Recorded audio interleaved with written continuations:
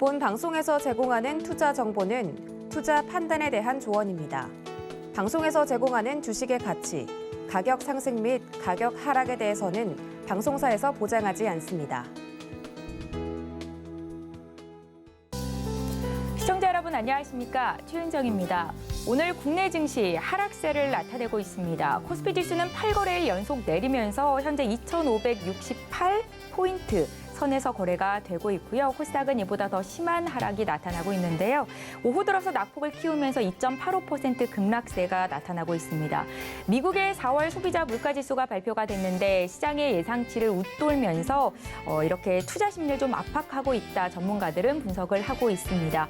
인플레이션은 지속이 되고 긴축은 강화될 것이다라는 이 같은 긴장감이 주요 투자 주체들의 발목을 잡고 있다라는 분석인데요. 증시 하락이 계속될 것인지 앞으로 투자 전략은 어떻게 짜가야 하는지 고민이 깊어지는 장입니다. 오늘도 저희와 함께 하시면서 전문가들은 어떤 의견 가지고 있는지 함께 체크해 가시면 좋겠습니다. 저희 방송은 유튜브를 통해서 참여가 가능합니다. 서울경제TV 검색하고 들어오셔서 시장과 관련한 궁금증 남겨주시면 반영해서 답변 드리도록 하겠습니다. 저희 방송에서 제공하고 있는 정보는 투자 판단에 대한 조언입니다. 해당 주식의 가치나 수익률을 보장하고 있지 않습니다. 또한 서울경제TV와 서울경제신문은 당사의 브랜드입니다. 서울경제증권TV와는 무관하며 기타 유사 사칭에도 주의를 해주시기 바랍니다. 5월 10일 목요일 오늘장 내일장 바로 시작합니다.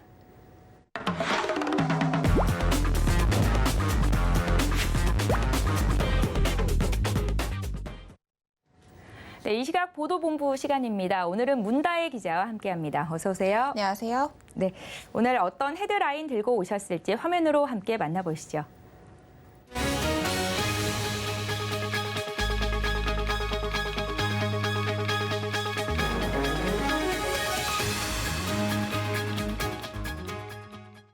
네, 한국산 가상화폐 루나와 테라가 연일 폭락하고 있다는 소식부터 알아보겠습니다. 어떻게 된 일일까요?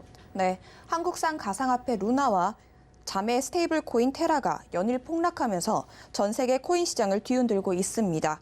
루나는 1달러대, 테라는 60센트 수준으로 급락을 한 상황입니다. 이에 대해 주요 외신들은 죽음의 소용돌이 현상을 피하지 못하면서 테라가 폭락하고 루나도 97% 추락했다고 보도했고, 테라가 디파이 세계에서 애정의 대상이었으나 죽음의 소용돌이로 향하고 있다고 진단했습니다. 루나와 테라는 애플 엔지니어 출신인 30살 권도용 대표가 설립한 블록체인 기업 테라폼 랩스가 발행하는 가상화폐입니다. 본사는 싱가포르에 있지만 한국인 대표의 블록체인 기업이 발행한 코인이라는 점에서 이른바 김치코인으로 분류가 되고 있습니다.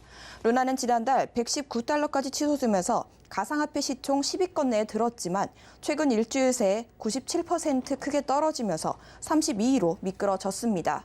테라는 한때 스테이블 코인 가운데 3위 규모로 시총 180억 달러에 달했지만 현재 거의 반토막이 난 상황입니다.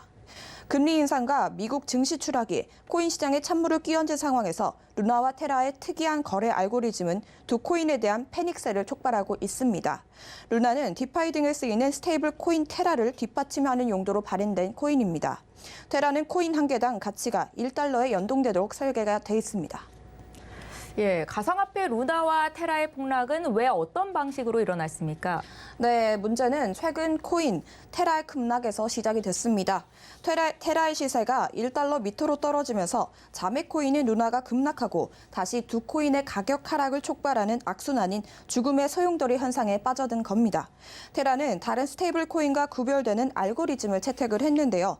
현금이나 국채 등 안전자산을 담보로 발행한 것이 아니라 루나로 그 가치를 떠받치도록 한 겁니다.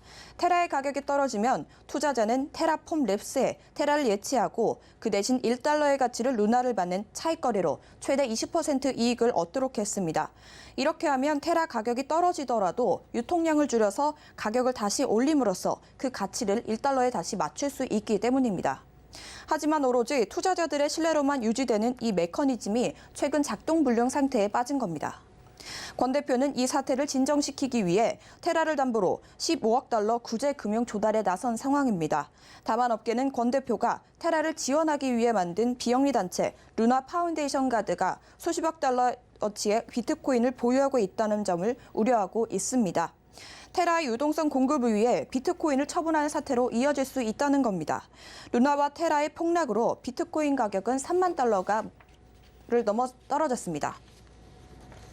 예, 이번에는 탄소 배출권 소식으로 넘어가 보겠습니다. 탄소 배출권이 선물 시장에 도입된다고요? 네, 한국거래소와 환경부가 탄소 배출권 거래 정착을 위한 선물 시장 개설 준비에 들어갔습니다.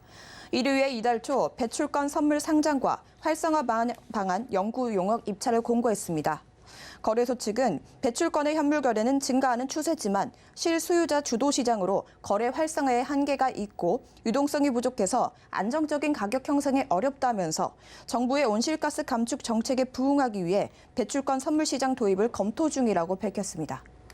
주무부처인 환경부도 선물시장 설계안을 마련하기 위한 배출권 거래시장 고도화 방안 연구 용역을 지난 2월 발주했습니다.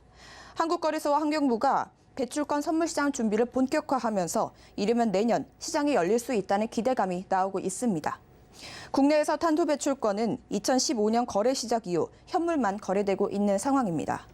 종전에는 연평균 배출량에 따른 할당 대상 기업과 제한된 시장 조성자만 참여할 수 있는 폐쇄된 시장이었으나 거래소는 작년 말부터 증권사 20곳을 대상으로 온실가스 배출권 거래를 추가로 허용했습니다. 예, 말씀하신 것처럼 탄소 배출권 이 거래가 시작이 되면 시장이 개설이 된다면 어떤 변화가 있을까요? 네, 선물 시장이 도입이 되면요. 가격 변동성이 완화하고 시장 참여자들의 리스크 부담이 줄어들 것으로 보입니다. 기업들은 배출권 가격 변동이라는 위험을 해지할 수 있고 가격적으로도 현물 대비 적은 비용으로 해지할 수 있게 되는데요. 선물 도입 이후에는 국내 탄소 배출권 가격을 추종하는 상장지수 펀드나 상장지수 채권도 잇따라 등장할 것으로 보입니다.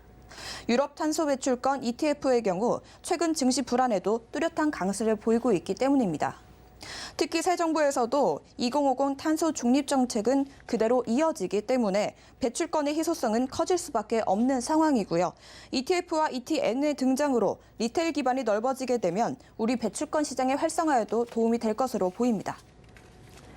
네, 이번에는 증시 소식 알아보겠습니다. 코로나 이후 주식 투자 붐이 일면서 개인 투자자들의 자금이 크게 늘어났지요. 네, 코로나19 사태 이후 동학과 서학 개미들이 증시에 쏟아부은 자금이 220조 원을 넘는 것으로 확인이 됐습니다. 2020년 초부터 현재까지 개인 투자자들의 국내와 해외 주식 순매수 금액은 226조 1천억 원으로 집계됐습니다. 개인의 국내 증시 순매수 금액은 165조 2천억 원이었는데요. 개인은 유가증권 시장에 132조 2천억 원, 코스닥 시장에 33조 원의 자금을 쏟아 부었습니다. 개인이 가장 많이 사들인 종목은 바로 삼성전자입니다. 코로나 이후 개인 투자자는 삼성전자를 51조 8천억 원치 순매수했습니다. 보통주와 우선주를 합친다면 순매수 금액은 무려 64조 2천억 원에 달합니다. 개인 증시 순매수 금액의 40%에 해당하는 금액이 삼성전자에 쏠린 겁니다. 해외 주식 순매수 금액도 코로나19 증가폭은 더 큽니다. 2020년 초부터 지난 6일까지 국내 투자자들이 해외 주식을 순매수한 결제액은 522억 3천만 달러로 하나로 약 61조 원에 달합니다. 개인의 해외 주식 순매수 금액은 팬데믹을 기점으로 폭발적으로 늘고 있습니다. 2020년에는 지난해보다 8배 증가한 197억 3천만 달러 뛰었고요. 작년에는 218억 6천만 달러를 기록했습니다. 올해 들어서도 개미들은 해외 주식 106억 달러를 순매수하며 이미 작년의 절반을 뛰어넘은 상황입니다. 해외 주식 순매수 1위 종목은 테슬라였고요. 애플과 알파벳도 상위 종목에 이름을 올렸습니다. 네, 코로나19로 인한 증시 화랑에 개인 투자자들 작년까지만 해도 주식 투자로 재미를 많이 봤을 텐데요. 올해 상황은 어떻겠습니까? 네, 개인 투자자들 상당수가 올해 들어서는 다소 씁쓸한 성적표를 받아들였을 것으로 보입니다. 글로벌 긴축 움직임과 스태그플레이션 공포까지 더해지면서 주요국의 증시가 연초 이후 내리막길을 걷고 있기 때문입니다. 지난해 사상 최고치를 새로 썼던 코스피는 올해 들어서 현재까지 12%가량 떨어지면서 지지선으로 여겨지던 2600선마저 내줬고요. 이는 2020년 11월 이후 17개월 만입니다. 스탠더드 앤 푸어스와 다우존스 30 산업평균지수는 연초 이후 각각 16%, 12% 떨어졌고요. 특히 기술주 중심의 나스닥 지수는 긴축 타격을 더 크게 받으면서 25% 가까이 총 하락했습니다. 특히 동학과 서학 개미들이 많이 투자해온 대형 성장주들의 낙폭이 더 큽니다. 금리 상승은 기업의 미래 이익에 대한 할인율을 높여서 성장주에 더 타격을 크게 주기 때문입니다. 지난 8일 기준으로 테슬라 주가는 연초 이후 24.3% 떨어졌고요. 애플은 13%, 엔비디아와 알파벳은 각각 40%, 21% 급락했고 아마존도 35% 떨어졌습니다. 서학개미들은 또 미국 증시 상승장에 베팅하는 ETF들도 대거 담아들여서 최근 미국 증시 주요 지수 하락으로 만만치 않은 타격을 입어들 것으로 보입니다. 국내 증시에서도 연초 이후 개인 투자자들의 증시 순매수 상위 종목이 줄줄이 내리막길을 걷고 있습니다. 삼성전자가 16% 떨어졌고요. 카카오와 네이버가 각각 24%, 26% 떨어졌는데요. 일부 안전자산으로 자금 이동도 관찰이 되고 있으나 돈줄 재기에도 개인의 주식 투자 열기는 크게 가라앉지 않고 있는 분위기입니다. 개인 투자자들은 올해 들어서도 국내 증시에서 25조 3천억 원치, 해외 증시에서는 13조 5천억 원치를 순매수했습니다. 증시 전문가들도 긴축 전환 기소 쪽에서 글로벌 증시가 반등세로 돌아서기보다는 당분간 큰 변동성을 이어갈 것으로 보고 있습니다. 네, 개인 투자자들 투자 현황까지 알아봤습니다. 이 시각 보도본부 오늘은 문다혜 기자와 함께했습니다. 잘 들었습니다. 고맙습니다. 예, 국내 증시 오후 들어서 낙폭을 키워가고 있는데요. 시장 상황 보고 오겠습니다. 김혜영 캐스터가 준비하고 있습니다. 안녕하십니까. 캐스터 김혜연입니다. 미국의 CPI 지수가 발표가 됐습니다. 전월 대비해서 상승률이 다소 둔화는 됐지만 인플레이션의 추세가 꺾일 것이란 기대감을 주기엔 부족하지 않았나라는 평가와 함께 전일 미증시는 3대 지수가 모두 하락 마감을 했습니다. 오늘 국내 증시도 영향을 받으면서 양지수가 하락세를 보이고 있는데요. 자세한 지수 상황부터 살펴보도록 하겠습니다. 네, 오늘 코스피 지수가 하락 출발을 했습니다. 낙폭을 다소 회복하는 듯 보였는데 오후장에 다시 한번 큰 폭의 하락세가 보여지고 있습니다. 현재 1.12% 내린 2,563포인트 나타내주고 있고요. 오늘 그나마 코스피 시장에서 상승을 보이고 있는 건 해운업종 그리고 보험업종이 있습니다. 네, 이어서 코스닥 지수도 확인해 보시죠. 네, 코스닥 지수도 오후장에 다시 한번 큰 폭으로 밀리고 있습니다. 현재 3%가 넘는 하락세가 보여지고 있고요. 시가총액 상위 종목단에서도 HLB만이 홀로 상승불을 켜내주고 있습니다. 네, 이어서 수급도 확인해 보겠습니다. 네, 개인이 홀로 매수해주고 있습니다. 장중에 외국인이 매도로 돌아서게 되면서 양 매도가 2거래일 연속 이어지고 있는데요. 기관은 현재 1,510억 원, 외국인은 1,083억 원 매도 우위가 보여지고 있습니다. 네, 이어서 코스닥의 수급도 확인해 보시죠. 네, 마찬가지로 외국인과 기관의 매도가 들어오고 있습니다. 기관은 1,833억 원 매도하고 있고요. 외국인은 1,401억 원 매도 우위 보여지고 있습니다. 네, 이어서 상승하는 업종 테마도 살펴보겠습니다. 네, 정유주가 반등에 나서고 있는 모습입니다. 최근에 유가가 선물거래소에서 $100 선 밑에서 거래가 되면서 국내 정유주들이 함께 쉬어가고 있는 모습이었는데요. 다만 우크라이나 가스관 가동 중단 사태로 인해서 에너지 공급 우려가 커지면서 유가가 전일 큰 폭의 상승세가 다시 한번 나타났었죠. 우크라이나 국영 가스 운송 기업이 러시아의 방해로 인해서 가스 압축 시설 가동을 현지 시간 11일부터 중단하기로 결정을 했습니다. 이에 천연가스 가격도 급등이 나타나고 있고요. 원유의 수급까지도 우려가 커지고 있는 상황이라고 합니다. 현재 S오일은 3%대의 상승세가 보여지고 있고요. GS도 2.05%, S오일 우선주까지도 함께 상승세를 보이고 있습니다. 네, 이어서 하락하는 업종 테마도 살펴보겠습니다. 네, 게임주들은 겹겹이 이어지는 악재에 힘을 내지 못하고 있습니다. 미 연준의 긴축 기조에 힘이 빠지고 있는 모습인데요. 여기에 더불어서 1분기 실적도 다소 아쉽게 나오면서 주가에 영향을 주고 있습니다. 여기에 성장주의 가치 평가도 부담이 되고 있죠. 하반기 신작 출시를 앞두고 있는 기업들도 있지만 최근에 게임 업계들의 흥행부진이 이어지다 보니까 반등 동력이 부족하지 않나라는 평가들도 나오고 있습니다. 네, 펄어비스 5%가 넘는 하락세가 보여지고 있고요. 컴투스도 11% 밀려난 78,500원에 조이시티도 현재 14%대 급락이 보이고 있습니다. 네, 이어서 증시 탑10도 확인해 보겠습니다. 삼성전자가 2002년부터 지난해까지 20년 연속 국내 재계 매출 1위를 기록했다라고 하죠. 다만 주가는 소폭의 하락세가 보여지고 있고요. 카카오도 오늘 그룹주들이 동반 낙폭을 보이고 있습니다. 반면 해운주들 전일에 이어서 오늘도 강한 모습이죠. HMM 강세 보여지고 있고요. 이어서 서울경제가 뽑은 특징주도 확인해 보겠습니다. 네, 모나리자의 최대 주주인 모건 스탠리 PE가 모나리자의 인수자를 찾고 있다는 소식이 오늘 급등 보여지고 있습니다. 우리기술투자는 비트코인, 루나 등 가상화폐가 일제히 폭락을 보이게 되면서 낙폭을 그리고 있고요.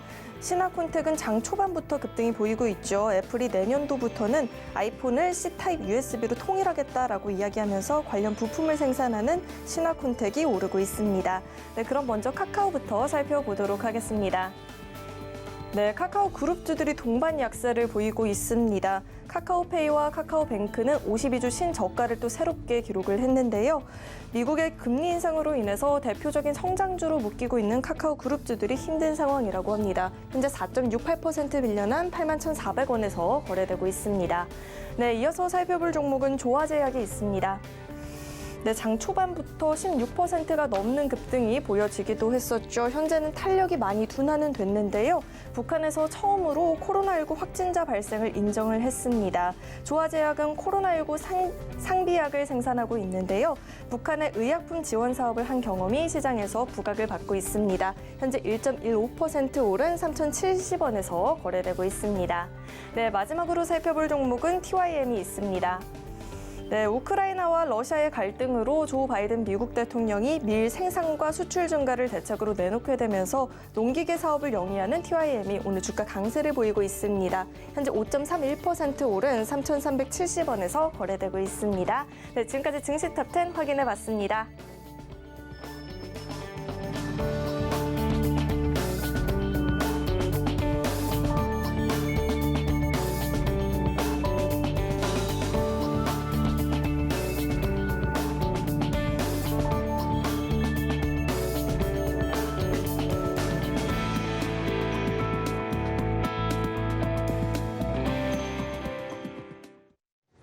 외국인과 기관의 수급 상황 살펴보는 수급 포착 시간입니다. 오늘 유한타증권 금융센터 동탄 지점의 백인범 과장 연결하겠습니다. 과장님 안녕하세요.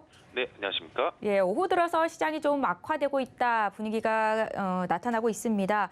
수급 상황을 살펴보고 왔는데요. 이 시각 외국인과 기관들은 어떤 종목을 사 담고 있는지 특징적인 부분 짚어주십시오. 네, 일단 오늘 시장 하락 속에서도 좀 이슈에 따른 주가 움직임, 또 그리고 실적주들에 대한 매수 유입이 그래도 좀 특징적이다라고 보시면 좋을 것 같습니다. 일단 오늘 시장 수급 상위 종목 가운데 좀 대표적인 강세를 보이고 있는 종목이 바로 해운 업종이다라고 보시면 좋을 것 같은데, 우선 해상 운임 상승에 따라서 해운주 전일에 이어서 오늘도 연일 상승하는 모습입니다. 우선 BDI가 올해 최고치인 2,939포인트에 달했다라는 소식에 전일에도 강세를 보였고, 오늘 역시도 이러한 영향 등과 더불어서 이제 향후 물동량 증가라든가 해운 업종에 좀 성수기가 맞물리면서 올해 2분기 이후에도 이러한 호실적을 지속할 것이다라는 기대감이 좀 해운 업종에 유입이 되고 있다라고 해석을 해보시면 좋을 것 같고요. 우선 HMM 같은 경우에 이제 1분기 실적 발표를 앞둔 상황 속에서 6분기 연속 좀 최대 실적이 유력하다라는 점 등이 부각되고 있는 점도 좀 힘을 보태면서 오늘 해운 업종 강세를 상대적으로 이끌고 있는 모습이고, 오늘 이 같은 요인 등의 HMM, 또 페노션, 대한해운, 또 트나해운 등의 이런 상대적인 강세가 특징적인 모습이었다 볼 수 있겠습니다. 또 그리고 다른 쪽에서는 이슈에 따른 강세가 나타내는 테마, 바로 에너지 관련주다라고 보시면 좋을 것 같은데, 잘 아시듯 전일 국제 유가가 이 우크라이나 가스관 중단 소식에 좀 알려지면서 다시 한번 국제 유가가 급등을 했다라는 점, 또 그리고 가스관 중단에 따른 유럽의 이 천연가스 가격이 좀 급등한 점 등이 다시 한번 영향을 미치면서 에너지 관련주들의 이런 주가 강세에 영향을 주었던 모습이었다 보시면 좋겠습니다. 오늘 이 같은 요인에 S-오일, 또 SK가스, 또 삼천리, 한국가스공사 등의 이런 주가 강세가 좀 눈에 띄는 모습이었다라고 정리해 볼 수가 있겠습니다. 예, 이 시각 수급 특징주 흐름을 먼저 짚어주셨습니다. 지금 시점에서 저희가 접근해 볼 만한 종목에 대한 의견을 좀 들어보고 싶은데요. 과장님께서 포착한 특징주는 어느 쪽일까요? 네, 앞서 간략히만 말씀드렸던 HMM 좀 한번 관심 있게 지켜보시면 좋을 것 같고요. 우선 뭐 기술적으로도 좀 장기 입형을 좀 돌파하려고 하는 지금 시도를 하고 있다라는 점에서도 좀 관심 있게 지켜보시면 좋을 것 같고, 우선 이 해운주들 강세 배경과 더불어서 이 대표 종목인 HMM 역시도 좀 긍정적인 기대감이 유입이 되고 있다라고 보시면 좋겠습니다. 우선 이 1분기 실적 발표를 앞두고 있는데 일각에서는 이번에도 좀 예상치보다 좋은 실적, 어닝 서프라이즈를 기대를 하고 있고, 이러한 실적 고조세는 최소 2분기까지는 이어나갈 전망이다라는 점에서 호실적 기대감에 따른 주가 반등이 좀 당분간 이어질 수 있는 가능성이 높지 않나라고 생각을 하고 있고요. 사실 HMM 같은 경우 어제와 오늘 주가 흐름이 좋긴 했지만 그간 동사의 그간 주가 조정의 주 요인이 운임지수 피크아웃 논란이었다라고 보시면 좋을 것 같습니다. 말 그대로 이 해운 운임 가격이 좀 그간 치솟았었던 수혜를 받았었지만 이 운임이 하락하면서 이에 대한 우려감이 유입되며 주가 조정을 좀 맞았던 이런 상황이었는데 이번 1분기 실적을 좀 더 봐야겠지만 이러한 영향에도 불구하고 HMM의 미주 노선 운임이 계속 높은 수준을 유지하고 있다라는 점, 또 유럽 노선 운임도 마찬가지로 높은 수준을 유지함에 따라서 주가 조정의 요인이었던 이 상하이 컨테이너 운임지수 하락을 이들 미주와 유럽 노선이 좀 커버하고 있는 모습 등이 이런 최근 주가 반등의 좀 주 요인이지 않을까라고 생각을 해보시면 좋을 것 같고요. 또 그리고 수급적인 면에서도 이 5월 하순에 발표 예정인 이 코스피 200 지수 정기 변경에서 이 HMM 같은 경우 유동 비율 변경이 예상이 되고 있는데, 이 비중 변경에 따른 수급 기대감도 일부 가져볼 수 있다라는 점도 주가의 플러스 알파로 좀 작용할 수 있지 않을까라고 보여지고 있습니다. 또 그리고 주가 조정의 요인이었죠. 이 상하이 관련 이슈, 이 상하이 봉쇄가 완화가 된다면 이 운임이 꺾였던 이 상하이 컨테이너 운임 지수도 다시 한번 반등이 나올 수 있는 만큼 악재는 반영된 주가, 또 호재는 지금부터 점차 반영될 수 있는 이런 주가다라는 관점에서 HMM 좀 지켜보셔도 좋지 않을까라고 생각을 하고 있습니다. 예, 지수가 급락하는 상황에서도 이틀째 양봉을 그리고 있는 HMM에 대한 투자 포인트 자세히 짚어봤습니다. 유안타증권 금융센터 동탄지점의 백인봉 과장과 함께했습니다. 고맙습니다. 네, 감사합니다. 예, 저희 마켓 로드맵으로 바로 이어가겠습니다. 루크투자연구소의 임순재 대표와 함께합니다. 어서 오세요. 네, 안녕하십니까? 예, 저희 바로 또 이어서 해운주 얘기해보겠습니다. 네. 어제 이어서 오늘 장에서 네네. 해운조의 급등세가 좀 눈에 띄는 상황인데요. 해상운임이 올해 최고 수준으로 오른 게 가장 큰 원인이다라고 분석이 되더라고요. 흐름 좀 봐주십시오. 네, 맞습니다. 그 특히 이제 BDI라고 보통 이제 건화물이라고 보통 얘기를 하고 있죠. 네. 딱 정해져 있지 않은 그런 이제 모양새를 움직이는 그런 이제 운임을 이제 BDI 운임이라고 얘기를 하는데요. 지난 이제 5월 11일 날 기준으로 해서 3,000포인트를 다시 넘어가는 그런 모습을 보였습니다. 1월 26일 날 1,296포인트로 해서 올해 저점을 찍은 이후에 꾸준한 이제 상승세를 보이고 있었다라고 보시면 될 것 같고요. 그래서 5월 11일 날 3,052포인트까지 상승을 했습니다. 올 저점 기준으로 하면 이제 135% 정도 상승을 한 그런 모양새고요. 상하이 컨테이너 운임 지수 같은 경우도 뭐 일단 1월 7일 고점을 찍은 이후에 계속 지금 16주 동안 계속 좀 하락을 보이고 있습니다. 그래서 이제 5월 6일 날 이제 4,163포인트를 기록을 했는데요.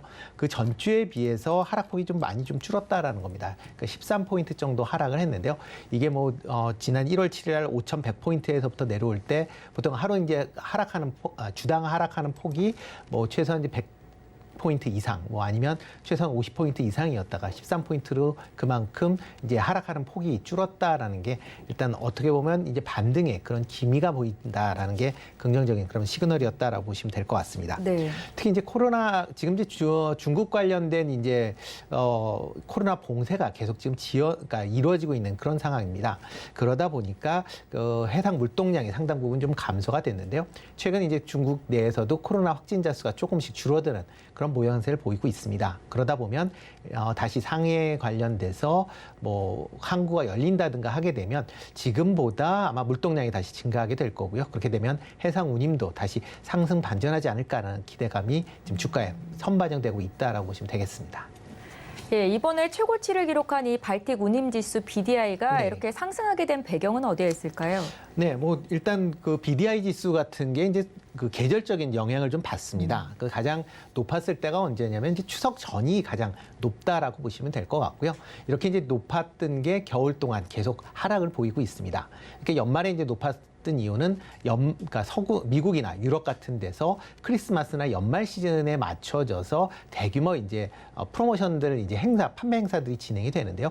그거에 맞춰서 미리 이제 물건을 출하하기 때문에 그래서 춘절 전후로 해서 가장 높은 그런 해상 운임을 보이게 되고요. 그 이후서부터는 일단 조금 주춤거리고 있다가 춘절이라고 하죠. 저희 이제 설이 지나게 되면 다시 이제 경제가 활성화되면서 물동량이 증가하는 그런 이제 어떻게 보면 정해져 있는 루틴이다라고 보시면 될 것 같고요. 네. 지난 겨울 동안 그래서 또 어떻게 보면 그 BDI나 SCFI가 전부 하락을 했다라고 보시면 될 것 같습니다. 최근 들어 이제 원자재 가격 상승, 그 다음에 전쟁 여파에 따른 이제 물동량 증가 부분이 있습니다. 특히 원자재 가격은 이제 상승을 하면서 이제 수요처를 지금 한 국가에서 다변화시키는 경우들이 많습니다. 그래서 지금 다변화를 통해서 해상 물동량이 증가를 했다라고 보시면 될 것 같고요.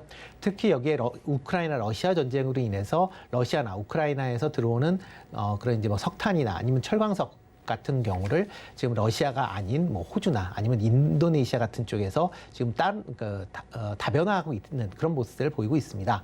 그러다 보니까 당연히 이제 러시아에서 유럽으로 옮길 때는 뭐 짧게 옮기기 때문에 뭐 해상 운임이 그렇게 중요하진 않지만 호주에서 유럽으로 옮긴다든가 아니면 브라질에서 옮긴다든가 하게 되면 그 관련된 뭐 해상 그 운송 시간이 길어지기 때문에 운임도 같이 높아지는 그런 영향이 있다라고 보시면 될 것 같습니다.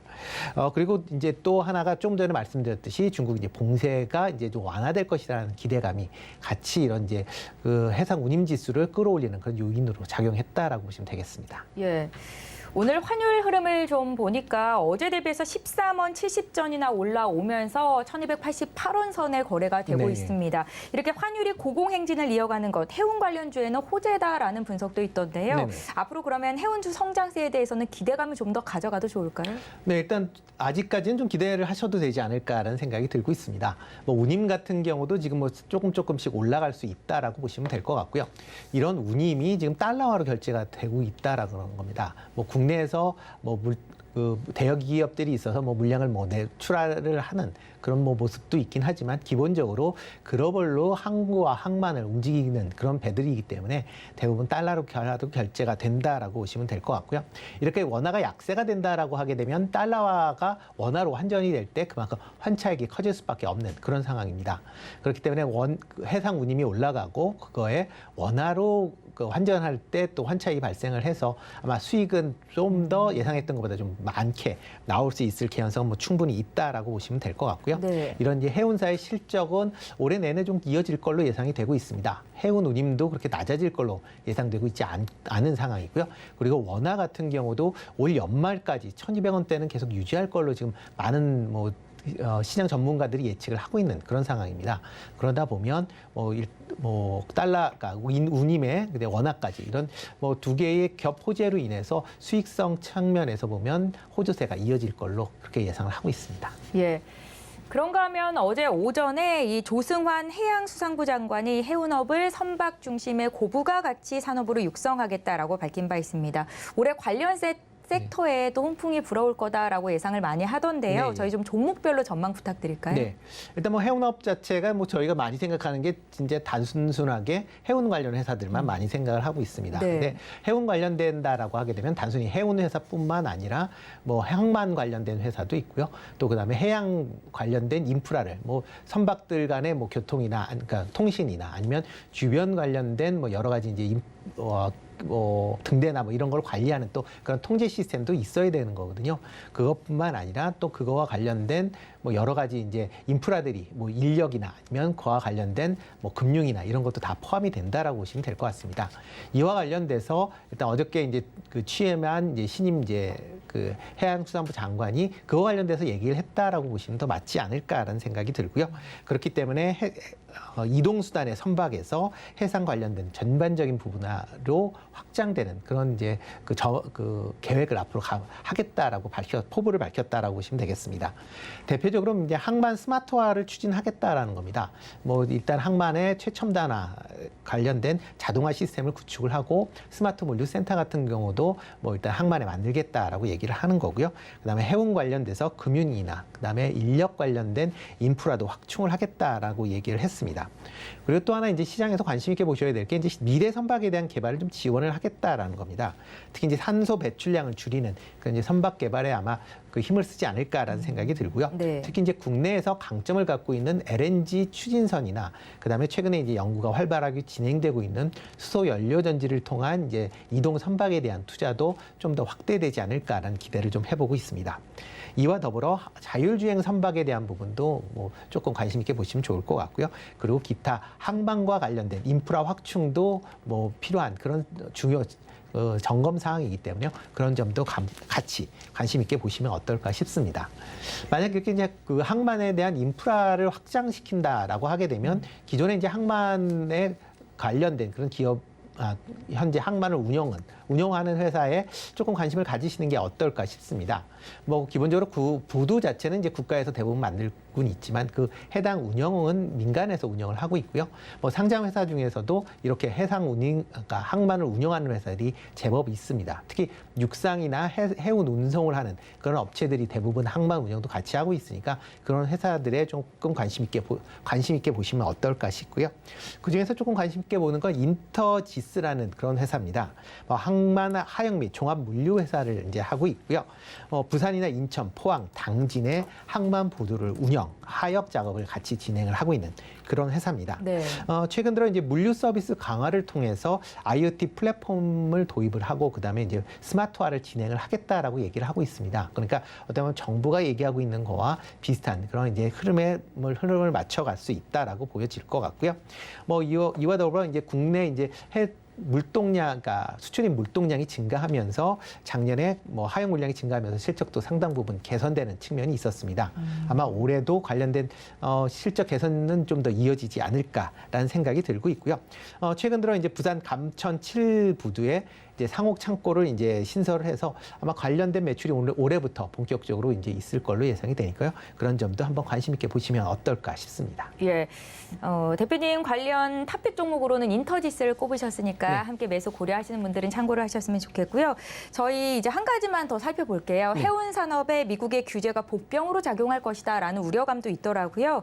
미 정부와 의회가 세계 해운 동맹의 압박 수위를 높여가고 있다라고 하던데 국내 해운 산업계에는 좀 타격이 없을까요? 일단 뭐 전혀 없지는 않다라고 생각은 되지만 그렇게 예. 큰 영향은 없지 않을까라는 생각을 개인적으로 해보고 있습니다. 뭐 이 얘기가 나온 게 이제 지난 3월에 미국 상원에서 외항해운 개혁법 개정안이라는 걸 이제 통과가 됐습니다.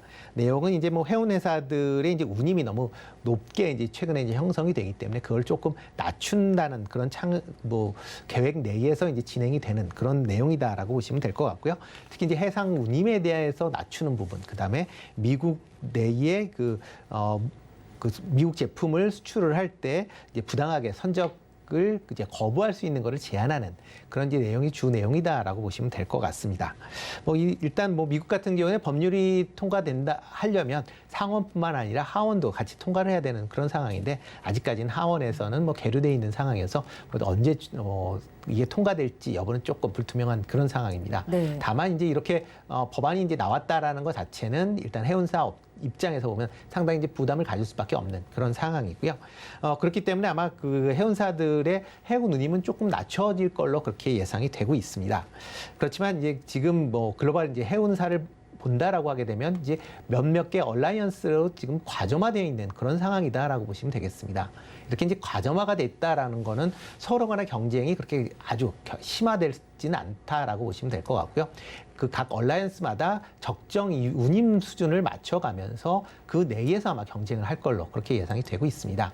그렇게 된다라고 하게 되면 그 얼라이언스 내에 포함되어 있는 그런 해운사 입장에서 보면 기존의 초과 수익이 줄어드는 것뿐인 거지 기본적으로 발생하는 이익 부분에 대해서는 그렇게 주는 부분은 없을 것이다라고 예상이 되기 때문에 이런 부분은 너무 걱정을 안 하셔도 되지 않을까라는 생각을 해봅니다. 예, 해운 관련주들이 연 이틀째 상승세를 나타냅니다. 업황에 대한 투자 전략까지 자세히 짚어봤고요. 지금까지 루크 투자연구소의 임순재 대표와 함께했습니다. 잘 들었습니다. 네, 고맙습니다.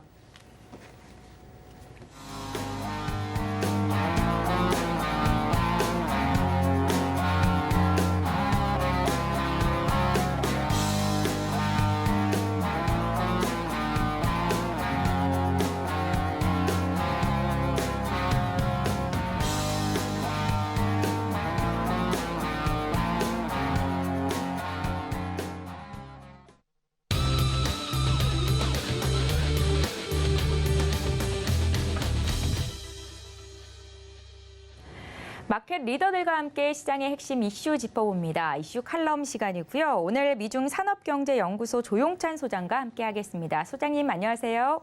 예, 안녕하십니까. 예, 시장이 확인해야 하고 가길 원했던 지표였죠. 미국의 4월 CPI 지수가 발표가 됐습니다. 이게 8년 만에 상승폭을 좀 둔화하기는 했지만 여전히 예상치를 웃돈 상황인데요.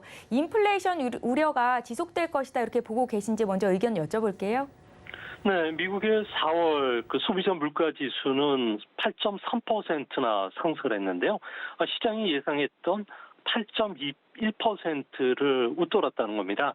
이게 문제가 아니라 에너지나 식품을 제외한 근원 소비자 물가 지수 같은 경우에는 무려 6.2%나 올랐는데요.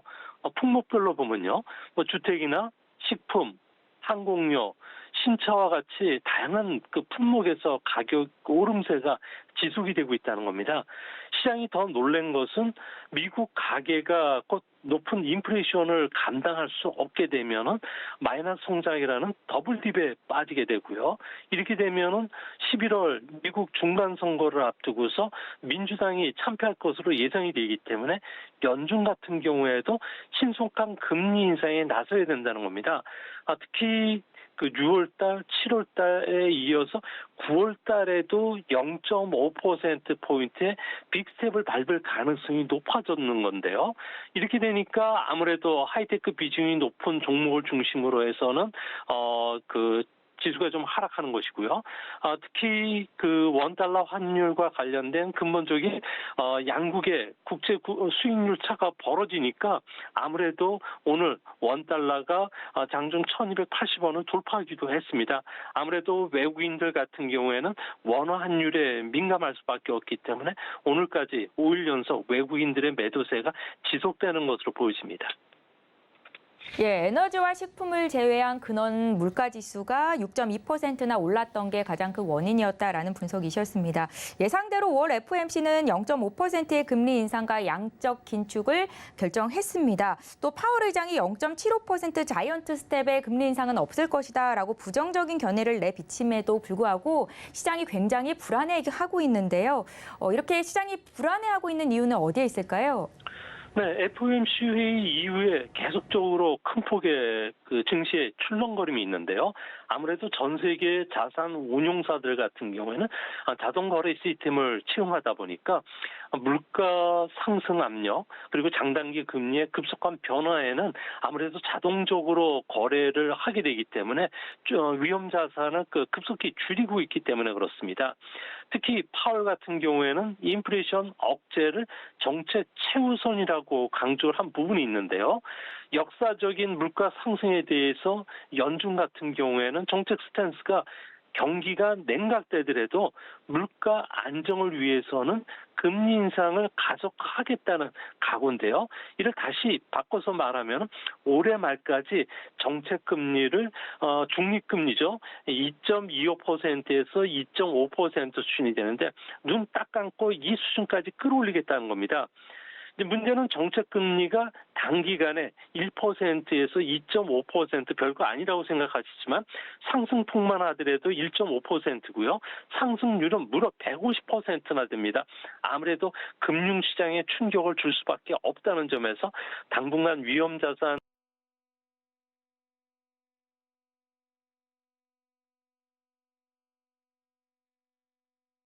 성 과제로 보고 있다라는 말씀을 주셨는데요. 그럼 연준은 연말까지 정책 금리를 어느 정도 수준까지 올리게 될까요? 네, 월가에서는 제롬 파월 스타일이라는 이야기를 많이 하는데요. 시장 예상을 패드가 사후에 추인하는 방식으로 컨센서스를 완성해 나간다는 겁니다. 그러니까 시장 예상을 현실로 만들어내는 게 파월의 정책 운영 스타일이라는 거죠. 이 때문에 아무래도 시장에서는 6월과 7월에 이어서 9월에도 50bp 금리 인상 단행할 가능성을 예측하고 있고요.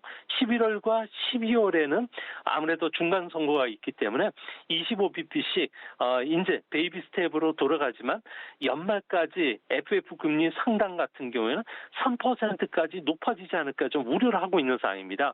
문제는 2023년 상반기까지는 물가 상승 압력이 둔화되지 않기 때문에 2023년에도 두 차례 정도 더 인상을 해서 3.5%까지 정책 금리가 높아질 것으로 보여지는데요. 이렇게 되면은 아무래도 10년물 국제 수익률 같은 경우에는 현재 3.2%가 올라와 있는데 앞으로도 더 올라갈 가능성이 큽니다. 10년물 국제 수익률은 미국의 장기 금리 지표가 될 뿐만 아니라 미국의 중장기 경제나 물가 전망을 반영한 수치입니다.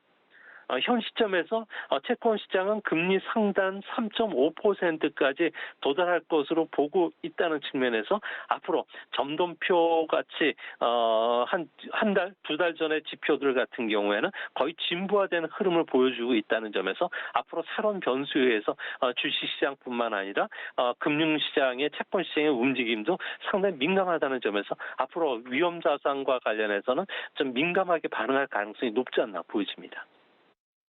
네, 미 연준이 6월과 7월에 이어서 연말까지 계속 빅스텝의 금리 인상을 단행을 한다면 경제의 연착륙은 좀 어려워지는 게 아닌가라는 생각이 드는데요. 금융시장에는 어떤 악영향이 있을까요? 네, 5월 FOMC 이후에 글로벌 금융시장을 보면요. 주가 하락세, 그리고 채권 가격도 떨어지고 있고요. 달러 강세 구조가 아주 뚜렷해지는 현상들이 있습니다. 이렇게 된다면은 미국보다는 아무래도 글로벌 그 경제 같은 경우에는 감속을 넘어서 실속에 빠질 가능성도 크고요. 경기 후퇴 가 진행이 된다면은 실적이 감소할 수밖에 없는데 이렇게 되면은 애플이라든지 아마존닷컴과 같은 대형 하이테크 주들 같은 경우에는 주가 하락폭이 크고요. 또한 경기 둔화에 따라서 다른 업종으로까지도 확산이 될 수 있다는 겁니다. 시장이 우려하는 것은 이뿐만 아니라 하이드 채권이라 그리고 증권화 상품 그리고 가상화폐, 원자재 펀드와 같이 고위험 자산 가격도 더 떨어질 수가 있는데 아무래도 이들 부분은 레버리지가 크기 때문에 그렇습니다. 특히 금융기관들 같은 경우에는 큰 손실을 입게 되기 때문에 이 레버리지를 회수할 가능성이 크다는 점에서 앞으로 미국 금융시장뿐만 아니라 글로벌 금융시장의 대혼란도 충분히 예견이 될 수 있는 상황이 되지 않을까 보여집니다. 예, 그렇다면 소장님께서는 세계 경제가 연착륙이 아닌 경착륙으로 갈 가능성이 크다 이렇게 보시는 건가요?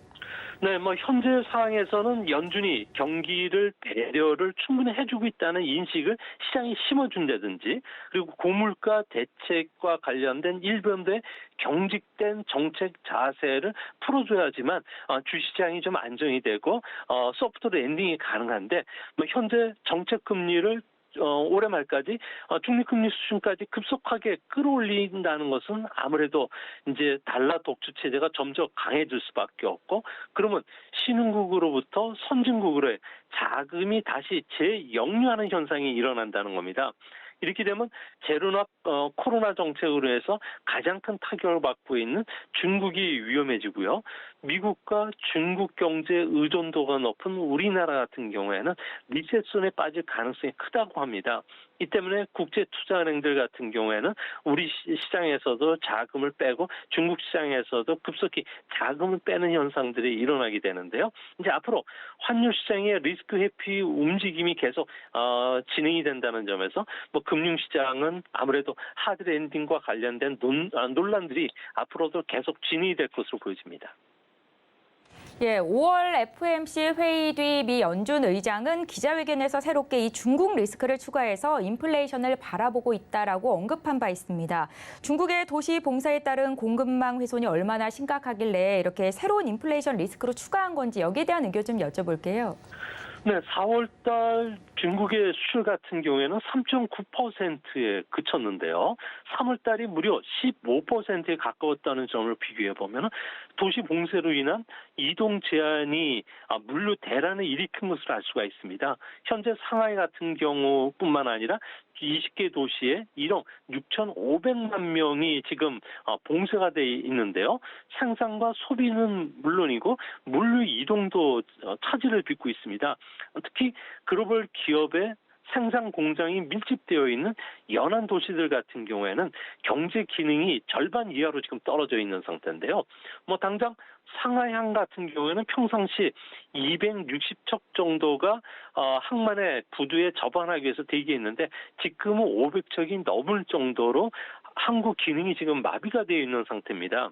이 때문에 코로나와 관련된 그 정책을 바꿔야 되는데 아무래도 시진핑 정부 하에서는 이데올로기화되어 있기 때문에 철회가 사실상 불가능하기 때문에 전 세계 섬유의 3분의 1을 공급해주는 중국, 또 전자기기의 27%, 기기의 20%, 그리고 전기 자동차에 빠뜨릴 수 없는 히토류와 관련된 수급이 비상이 걸렸다는 점에서 미국 경제 같은 경우에도 공급망 혼란이 앞으로도 계속 진행이 되고요. 이렇게 되면 당장 애플 같은 경우에도 6월까지 최대 80억 원 정도의 매출 손실을 입을 수 있다는 점에서 당장 미국 경제의 발등이 불이 떨어져 있는 상황으로 판단이 됩니다.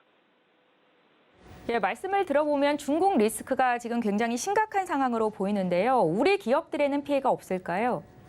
네, 중국의 상하이 같은 경우에는 반도체 공장이 밀집되어 있고요. 수조 같은 경우에는 첨단 제품 공장들이 밀집되어 있는데요. 최근 들어와서 생산 효율이 떨어지면서 아무래도 60% 가까이 되는 그 공장들이 생산이 지금 중단되어 있는 상태입니다. 또 선박도 실질적으로 항구에서 접안해서 선적을 할 수가 없는 상황이고요. 이렇다 보니까 자동차와 관련된 주요 부품들 같은 경우에는 운송 비용이 30배 이상 들어가는 항공편으로 수입을 해야 되는 상황인데요. 우리나라 같은 경우는 대중국으로부터 부품과 소재 수입 의존도가 29%가 넘고요. 중간재 같은 경우에도 27% 정도 의존합니다. 품목별로 보면요. 반도체 같은 경우에는 근 40%, 배터리는 93%, 의약품이나 의약 원료품 같은 경우는 53%, 히토리도 52%를 차지하기 때문에 앞으로 3월부터 감산에 들어가는 우리 자동차 기업들 같은 경우는 더욱 더 큰 혼란이 일어날 것으로 보여지고요. 이것뿐만 아니라 통신이라든지 디스플레이 같은 경우에도 악영향을 받을 가능성이 현재로서는 점점 높아지지 않나 생각이 됩니다. 예, 중국은 계속해서 제로 코로나를 제시하고 있습니다. 최근 세계 주요 경제 예측 기관들이 이 중국의 GDP 성장률 전망치를 잇따라 하향 조정하고 있는데요. 중국은 과연 성장과 안정이라는 두 마리 토끼를 다 잡을 수 있을 거다 이렇게 보십니까? 그렇지는 않을 것으로 보여집니다. 시 주석 같은 경우에는 상기 임기를 앞두고서 중국 공무원들에게 올해 GDP 성장률 면에서는 무조건 미국을 추월해야 한다는 목표를 하달했는데요. 현재 중국은 공급망 혼란뿐만 아니라 제로 코로나, 여기에 부동산 버블 후유증을 갖고 있습니다. 이 때문에 5.5% 안팎의 성장률 목표는 달성이 불가능하고요. 통계적 마사지를 동원하더라도 2분기는 경기 하락을 막을 수는 없을 거로 보여집니다. 이같이 보는 것은 도로의 그 물류 정체를 보여주는 정체 지연 지수가 있는데요. 생산과 소비가 평상시보다도 더할 정도로 위축이 되면서 도로와 관련된 교통이 상당히 원활해지고 있다는 것을 보여줍니다. 이 때문에 중국은 2분기 성장률이 4% 전후로 이중 침체에 빠질 가능성이 크고요. 또 올해 전체적으로는 최상의 시나리오라 하더라도 5% 정도밖에 달성하지 못하지 않을까. 최악의 국면에서는 부동산 버블이 터지는 경우가 되는데 3%대까지도 성장이 떨어질 수 있다는 점에서 중국발 리스크도 고려를 하셔야 될 것으로 판단이 됩니다. 예, 잘 알겠습니다. 오늘 이슈 칼럼은 여기까지 듣겠습니다. 지금까지 미중 산업경제연구소의 조용찬 소장과 함께했습니다. 말씀 잘 들었습니다. 예, 감사합니다. 예, 오늘장 내일장 오늘 저희가 준비한 소식은 여기까지입니다. 저희 방송에서 제공하고 있는 정보는 투자 판단에 대한 조언입니다. 해당 주식의 가치나 수익률을 보장하고 있지는 않습니다. 또한 서울경제TV와 서울경제신문은 당사의 브랜드입니다. 서울경제증권TV와는 무관하며 기타 유사 사칭에도 유의를 해주시기 바랍니다. 저희는 잠시 뒤 마감 임박 60분의 승부로 돌아오겠습니다. 시청해주신 여러분 고맙습니다.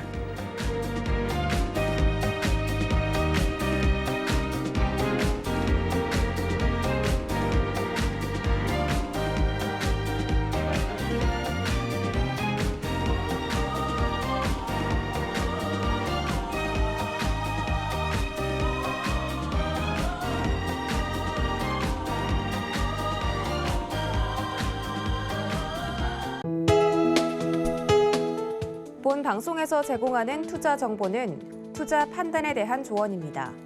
방송에서 제공하는 주식의 가치, 가격 상승 및 가격 하락에 대해서는 방송사에서 보장하지 않습니다.